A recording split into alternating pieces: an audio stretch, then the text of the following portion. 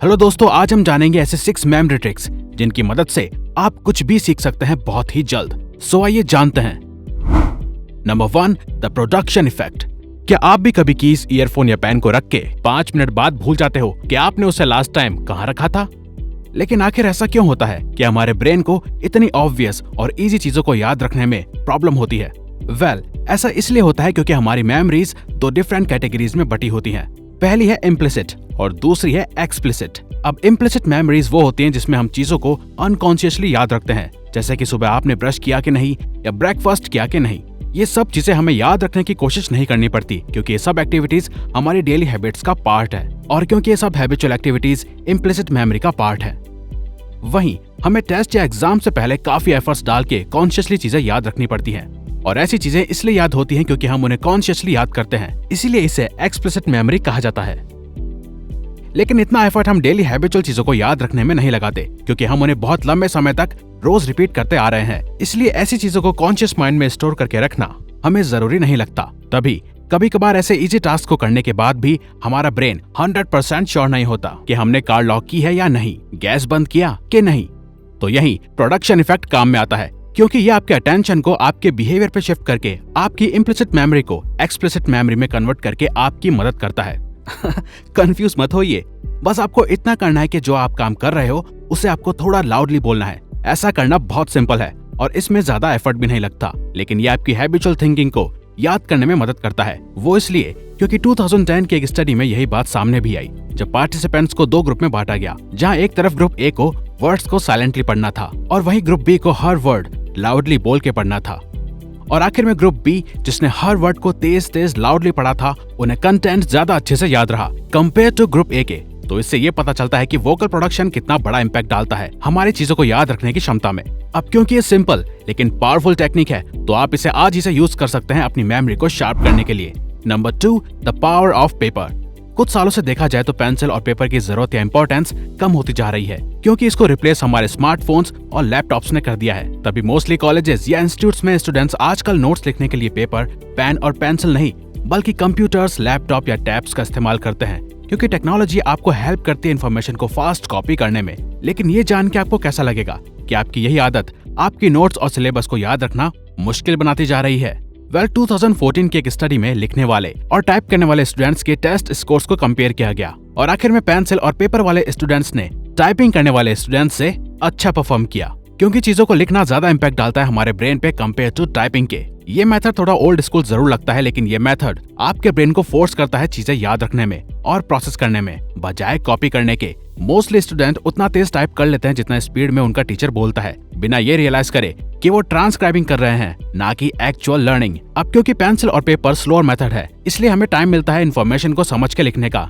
जिससे आप डीपली समझ सकते हो। साथ ही पेंसिल और पेपर मेथड में आपको डिलीट बटन जैसा कोई ऑप्शन नहीं मिलता, इसलिए आपको बिना ज्यादा मिस्टेक करे चीजों को ध्यान से लिखना होता है। वहीं डिवाइसेस में आपके पास ऑप्शन होता है कितनी भी बार मिस्टेक्स करके डिलीट और बैक स्पेस दबाने का। Number 3, context cues. चलो मान लेते हैं कि आपको एक प्रेजेंटेशन देने के लिए प्रिपरेशन करनी है, लेकिन डिफिकल्ट सेक्शन को याद करते समय आप एक एप्पल भी खाना स्टार्ट कर देते हो, तो आपका ब्रेन नेचुरली एप्पल को प्रेजेंटेशन के उस सेक्शन या पार्ट के साथ अपने आप ही पेयर कर देगा। तो आप एप्पल का यूज कर सकते हैं एक क्यू की तरह कॉम्प्लिकेटेड इन्फॉर्मेशन को याद रखने के लिए। तो 2010 में रिसर्चर्स ने कुछ लोगों को एक पर्टिकुलर वर्ड्स के सेट को याद रखने के लिए कहा, जहां हर वर्ड एक पर्टिकुलर टाइप की पिक्चर से पेयर था। जहां ग्रुप ए को नॉर्मल पिक्चर्स दिखाई गई और वहीं ग्रुप बी को टेढ़ी मेढ़ी स्क्रैम्बल्ड पिक्चर्स दिखाई गई। तो आखिर में ग्रुप ए को बहुत आसानी रही अपने वर्ड्स की लिस्ट को याद रखने में। तो दोनों एग्जांपल्स में एक नोटिसेबल इफेक्ट है, लेकिन कनेक्शन दोनों का सेम ही है। तो जरूरी नहीं कि क्यूज के लिए एप्पल या पिक्चर जैसी चीजें ही हो सकती हैं, ये कुछ भी विजुअल चीज हो सकती है। It doesn't matter.